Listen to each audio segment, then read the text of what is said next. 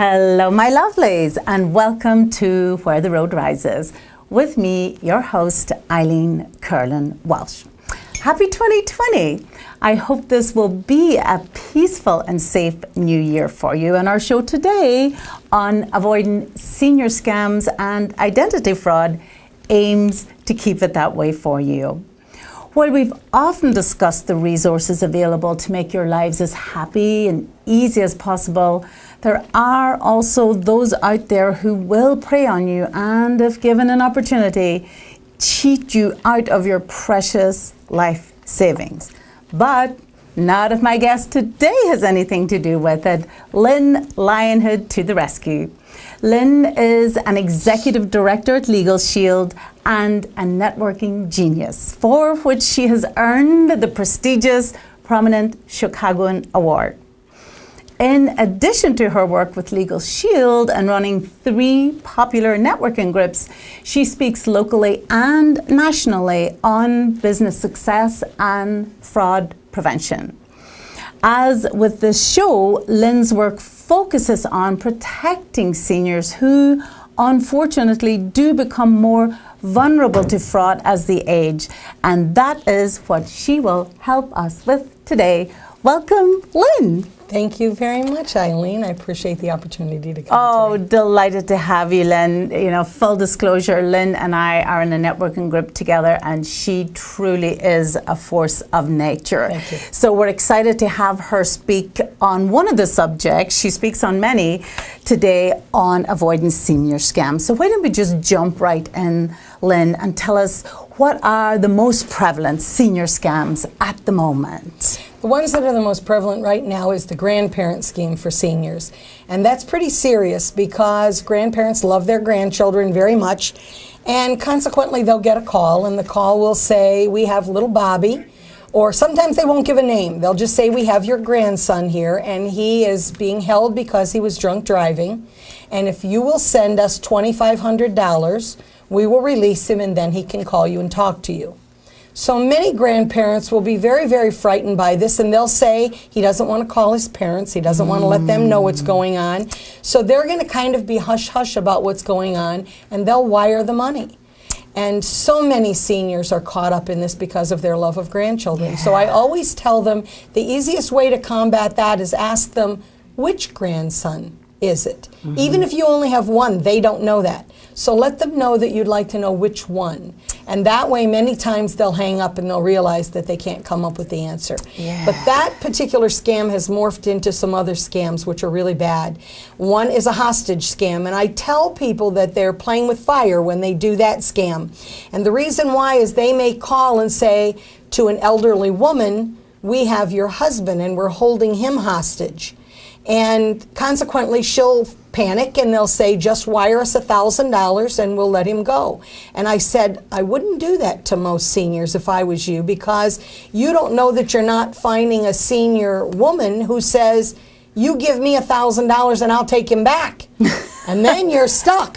That's funny. That's true. Lynn, but how do they know? Is it because so much of our data is available That's on the absolutely internet? right. People are giving up way too much information these days, and now they're seeing that scam go one step further, which is worse. I have a very close friend that you know also, and she deals with military families. And military families, when my brother was in the military, when he went, we knew where he was stationed, we knew how we could reach him, and maybe there'd be a short period of time that we didn't have conversation with him, but we did know where he was. These days, because of the way that we fight wars, many people go into the military and we don't know where they're stationed for maybe 6 months. They'll reach out to us at times. So now they're taking that very same scam and they're calling and saying, "We have your military family member and we are holding them hostage." And where do you go to check to see if this is true or not? You don't know. And that one would scare me the living daylights out of me. And then they're going to demand money. And will you give it or will you not? And that's what's terrifying. So it's just horrible that it's gone that route. It is terrifying, especially because they're preying on the kindness. Correct. The grandparent. Correct. Oh, it's just You know, we try so hard to be positive in this show, and as I said, we bring so many positive resources, but unfortunately we do have to keep our eyes open and know that not everyone is operating for your best interests. Many of our seniors, Lynn, age in place, and that's one of the things we try to encourage, that they are able to age in place. But what are the scams that our seniors who are aging in place, who are staying in their homes, are most vulnerable to? I think they see that as that is their independence, to stay in their home, and they don't want to give that up. Many of them fight like the Dickens to not lose the ability to drive, and many of us have dealt with that, where a parent is, you can see their driving is impaired, but they're afraid that if they give that up, they're now dependent upon asking someone to take them everywhere. So that morphs into some things that happen with their homes.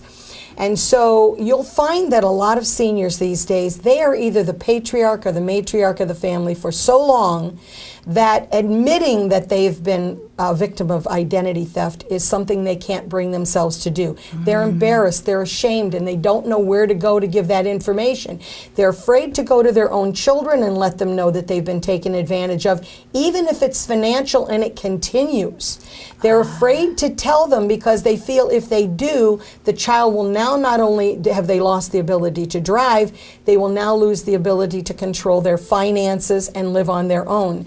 So you will find people that will know that there's an older woman or an older man that lives by themselves, and many times they can tell because the home will not be kept up like it used to be kept up, the yard will not be kept up, and they will peruse a neighborhood with a ladder, usually on an older truck. I've seen a van come by my house one day and do this because the average age of my neighbors is 85, and they pulled up with a truck. I could see them from my window. I think they painted the truck with a paint roller. That's how bad this was. He had a ladder on the top of the truck. He must have hand lettered the sign when he was drinking because even the letters weren't straight. I dialed the number, which went nowhere, but most seniors won't think to do those things. And he'll take that ladder off and tell them, I need to check your roof. I think there may be some issues. I'm working in the area with someone else. And I would ask most seniors to start out, do you know what color the shingles on your roof are? Because most don't know. I don't know what the color, I know what my neighbor's shingles color is because I see that out my window. So they will go on the roof. They'll stay there for a short while. I think if the senior were to look, they would see them answering text messages or playing a game on their computer. They're on the roof. But they will come down and show the senior pictures and say, you're missing 27 shingles. And as I walked around, I almost went through the roof in a very weak spot that needs to be fixed. The truth is, they do have pictures. They're just not pictures of that senior's roof. And they will come down and tell them, you could, you know, we're going to head into the winter. You could have some very bad issues, and there will be no one who can go on the roof when there's snow on the roof. And they will scam them from a lot of money.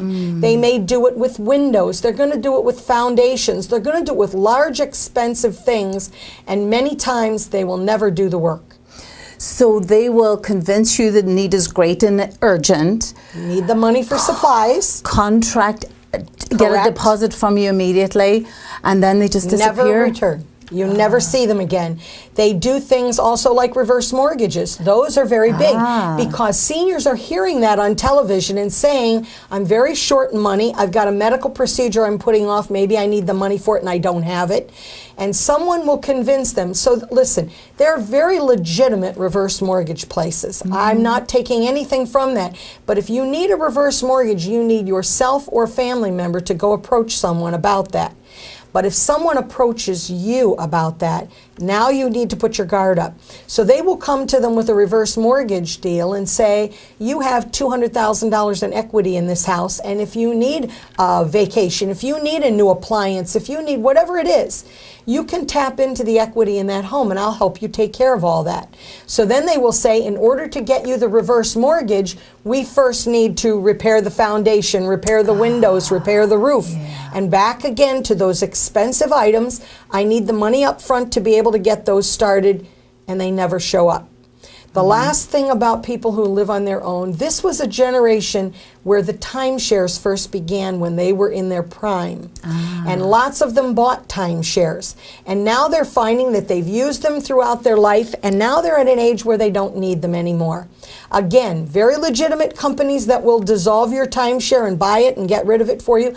But there are also people taking advantage. So if you are approached by someone asking if you have a timeshare, be very wary. Go to your children and ask for their advice to help you.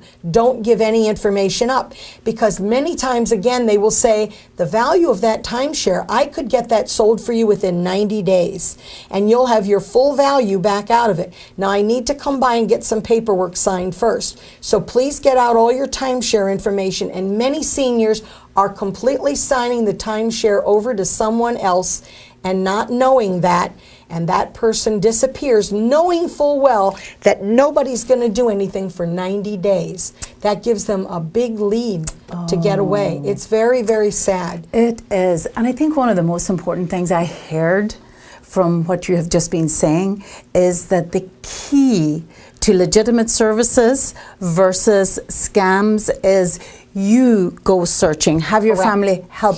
Go search for the institution, the reverse mortgage, the reputable builder, rather than just take someone who calls you up or connects with you over the internet or shows up at your door. Correct. Oh my, oh my.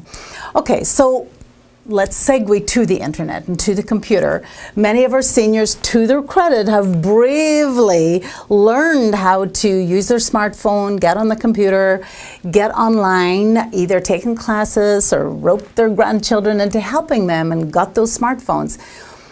How are they vulnerable as they go online to see pictures of their grandchildren and check out senior sites and that sort of thing? They have very limited knowledge.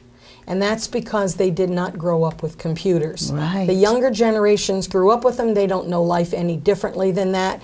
So my favorite commercial was always that commercial that comes on that shows children coming to visit their elderly parents, and their elderly parents meet them with all of their electronic equipment and say, here, you need to fix all of this. That would be me. So my worry here is that many, many seniors will be approached. Microsoft is one of the biggest ones. They will call you on the phone. Now, where they're getting this information to call people, I don't know.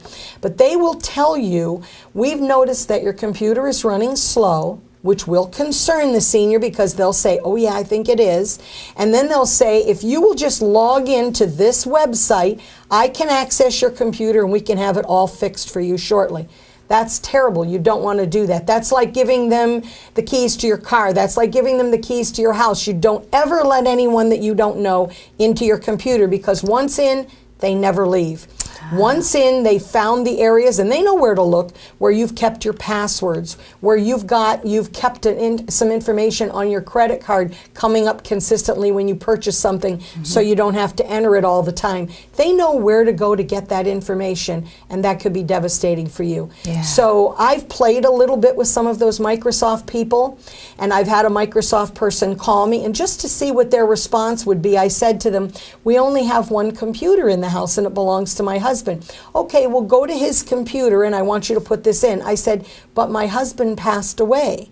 And they said, oh, well, you're probably going to use the computer, so you should go to... They will push and push and push until you just can't take it anymore and you go. So never, never, when they call, put that login into your computer. Now, is it genuinely Microsoft or no. someone? So that's someone pretending to be Think from about the it. company. We've got 330 million people in the country. Yeah. Do we believe that Microsoft has 330 million people looking at each and every one of our computers? Microsoft doesn't care if your computer's running slow. No. They're not watching. They're not watching. And there are things like they will call you and say they're from the IRS and we're going to put you in jail and we found that you owe money and you've got to pay immediately, or we're going to send someone out to put you in jail. That will scare and frighten an elderly person. Yes. They may have said, my whole life I've never been in trouble with the law, and now I'm in trouble. And so the answer is no. The IRS does not call you on the phone and tell you things like that.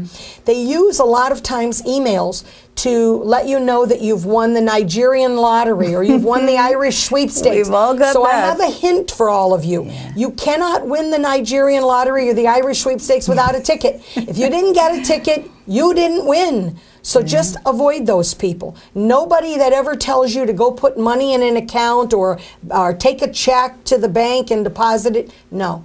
Right. Call your children. It's your turn to tattle to mommy and go tell your children everything. And if you don't have children, who are those safe who are the people you go people to? in your life who are going to help you take care of things? Whomever your caregivers are, Correct. your support network, get to them.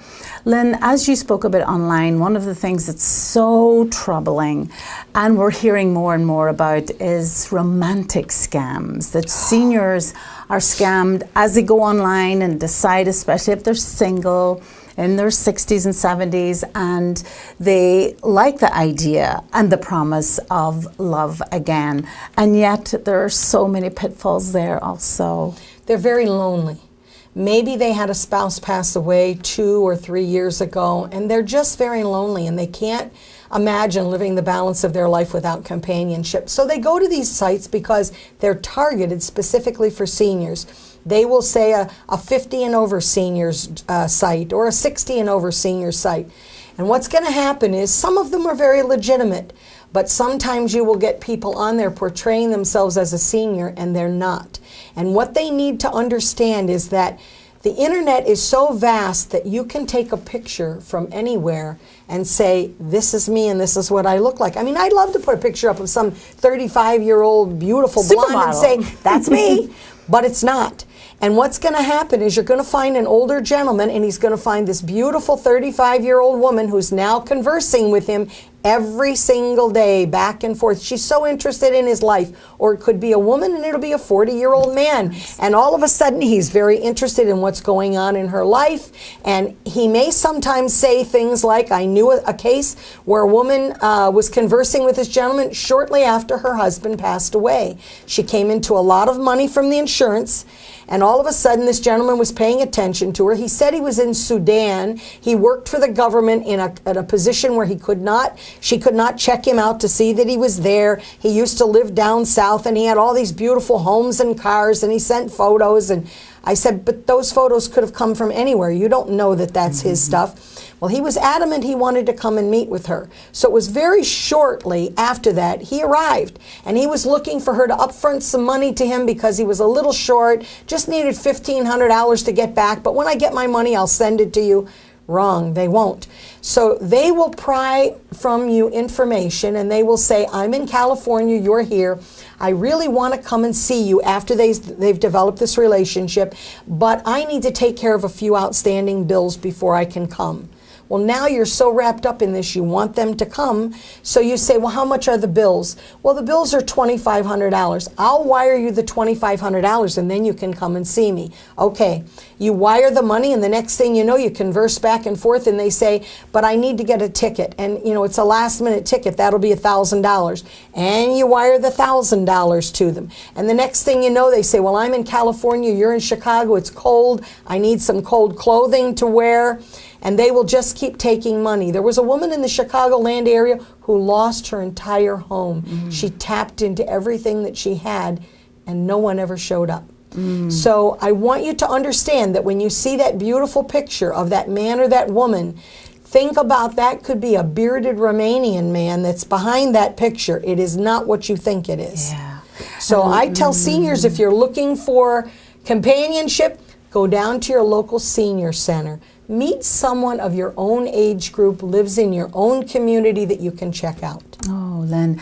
And as you referred to earlier, the deeper complication with the romantic scams is the embarrassment. Correct. The idea that now your children find, one, that you were looking for love again, and two, that you have sent money. So rather than, if you're even starting to suspect, rather than look to the people that would help you instantly identify this. Shame. You have shame, humiliation, embarrassment, and you don't tell. And maybe that's why it gets to continue. Why it gets worse for such a long worse time. And worse. So yeah, that's terribly unfortunate. But just listen to those wise words. Do not immediately take advantage of something coming to you. Any of these things you can find legitimately by going out to the companies that offer them, who are not going to come to you because they know that, you know, their customers are going to come to them. Correct. What about, Lynn, I've heard you talk about genetic testing, that we go to senior fairs and suddenly there's someone there saying, let me offer free braces, genetic testing. What's behind that? Those things sound very legitimate. You may go in where they're doing screenings and they'll check your eyes and they'll check your spine, and you'll go to a booth and they'll say, we're going to do some free genetic testing. Won't cost you anything, and seniors like free. Yes. So there you go. You're standing in line and you bring all your friends over and you're all going to get the free genetic testing, and they're going to tell you it's going to be very good for you to know genetically what you're predisposed to for end-of-life issues. Maybe you're predisposed to cancer and you wouldn't know that. And so you're very curious and you want to get that done. So you sign up for everything. What you don't know that's going on behind the books is it's not free. It is paid for by someone. It's not the senior.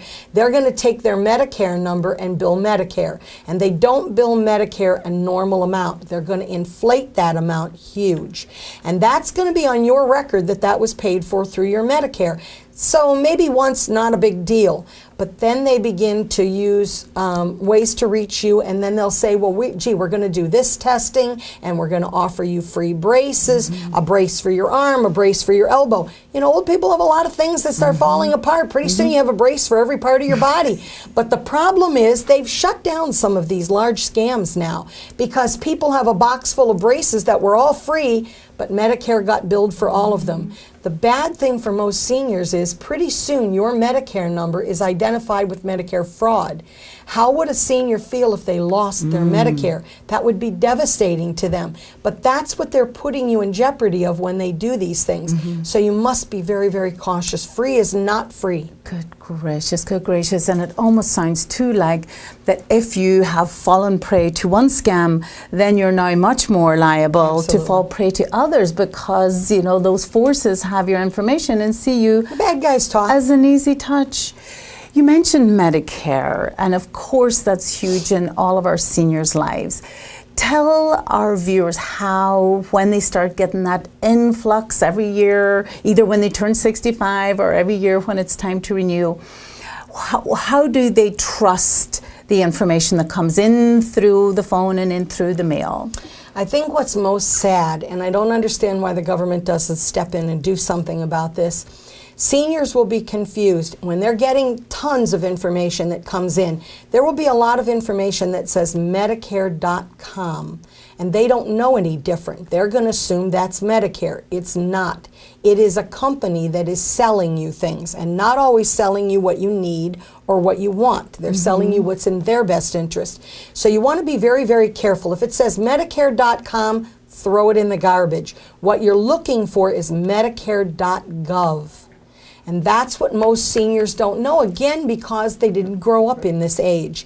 It's very, very confusing to them. So when in doubt, if you can't remember what I've said, take all of your Medicare information and go to the person that provides you your Medicare supplements, or take it to a family member. Take it to someone else and let them look it over. It's never going to hurt you to do that. Right, right, Lynn. And you also mentioned end-of-life issues a little bit there.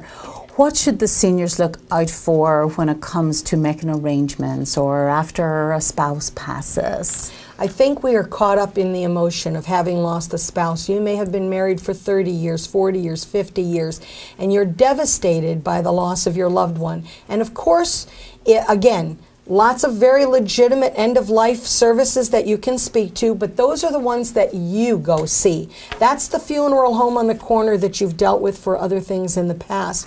Now all of a sudden someone contacts you and said, we realize that your husband Tom has passed and you would want to do what was best for him, but we want to let you know the good news. Tom has been paying on plots for both of you, and Tom has been prepaying for funeral services for you. Now that would not raise a red flag because there are prepaid funeral services course, these days. yeah. But here's what's the problem. They've approached you. That's where your flag should go up. And most people won't think about that because they're devastated by what's going on. And when they approach you, they'll say, well, Tom paid off almost all of it, but there still is a balance of $3,500 due. And once you pay that, everything is taken care of for Tom and everything is taken care of for you. The two of you will be laid to rest together. They're going to make it very, very good. And he picked the best coffins and the best of everything. The problem is, once you've given them that money, you don't see them again, and there was nothing ever paid for. So you need to go out and seek the people you want to do business with. If they seek you out, it's not for good purposes. And we do, of course, have wonderful funeral homes who offer legitimate Absolutely. services and arrangements and trusts you can pay for in advance. Correct. But we keep coming back, viewers, to the idea that you go for the services you need rather than letting someone who approaches you take advantage of you. I often tell them with that service also, if you're unsure as to whether they're legitimate or not, ask them to see the payment record that your husband made. And then when you ask for that, I know they're not going to be able to provide that. And they'll say, well, let me get that information and come back and you'll not see them again. So that's a good way to shut it down. But these are, I mean, con men Correct. and con women. It comes from confidence tricksters. So it comes from that they are able to instill confidence in you. So Correct. this is deep psychology. Those who are involved in defrauding us have a deep understanding of how to respond to each of our objections and how to appeal to us in a very compelling way. As you said, the grandchildren, oh, yes. the grandson who may very well have drank too much or gotten in a little bit of trouble, they know that you're going to try maybe even to save that grandson from his parents finding Correct. out. So it's very, very clever. So if you have been defrauded, if you have fallen prey to some of this, it's not because you're foolish. It's because they're very clever. And they have spent a lot of time and money to get good at this. Just know up front what to avoid. And if you do find yourself down a path, cut it off as soon as possible. And as Lynn said, get help from the people in your life that are there to protect you, your support network. Lynn, we mentioned at the beginning that you work for Legal Shield. So tell us what Legal Shield can do for our viewers to prevent identity theft. Legal Shield has two components, the legal component and it has the identity theft component. There are lots of identity theft companies, but most identity theft companies out there will monitor your information. And that's very much like, okay, now I realize I've been a victim of identity theft. They're going to contact you and say, we see you've been a victim of identity theft, Eileen. Well, you already knew that.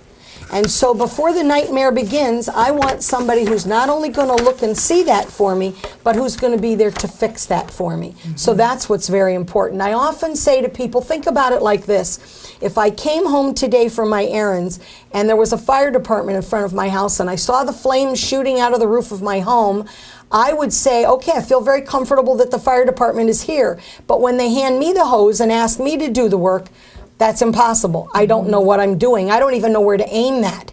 And so not a good service. I would rather pay someone and know that they notify me my house is on fire and that they put the fire out. Yeah. The other most important thing you need to know is that most companies that are out there today, people will say, I have some identity theft protection through my credit card. No, you don't. You're protecting that credit card only. That's all you're doing.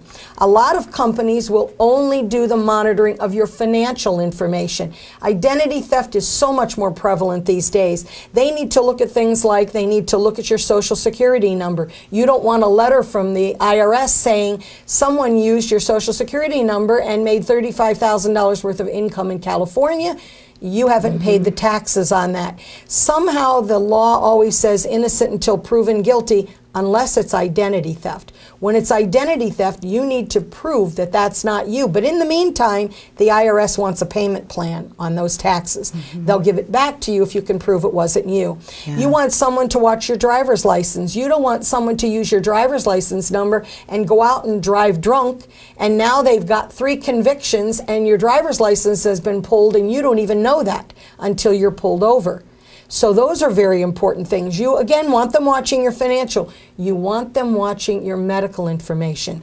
Most companies do not watch medical information. We do. And the best way I can explain that to you is if someone were to see your medical information and they were to go out and try to buy a medical plan and couldn't get it because maybe they were HIV positive and they were turned down for a plan. If they saw your information and used that information and got a plan, now they want to go in and they want to get a knee operation. As much as we're in the computer age these days, go in for surgery and you go in at 6 o'clock in the morning, they will give you a clipboard and a pen and ask you to fill out your medical information. And you do fill it out. Well, this person who's using your information fills it out and puts down that they are an insulin-dependent diabetic. There are two people that use the Medical Information Bureau, and that's the place that your doctors and your hospitals report all the surgeries you had, all the treatments that you're being given. It's all there.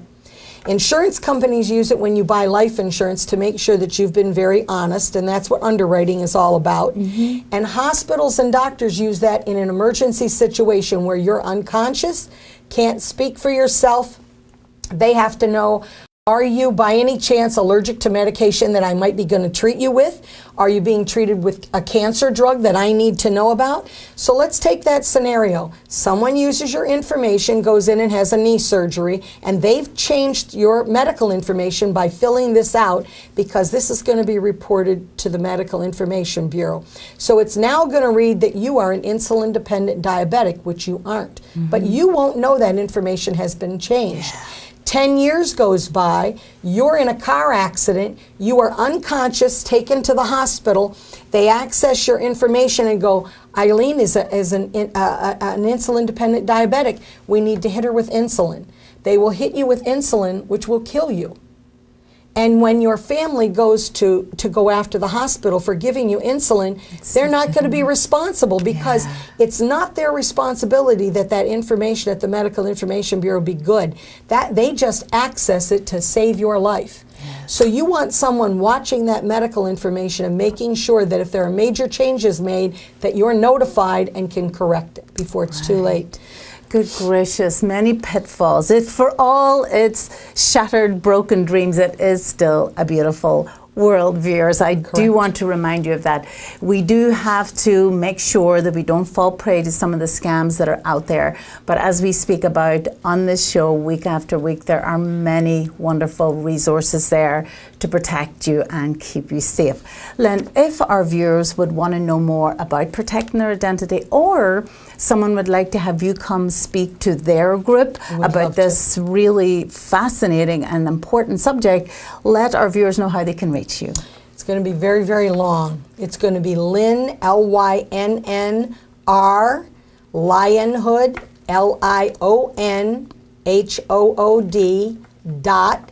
wtrlegalshield.com. Or they can email me at RHL, which is like really happy Lynn, 6807@gmail.com. Or they can call me at 630-697-6889.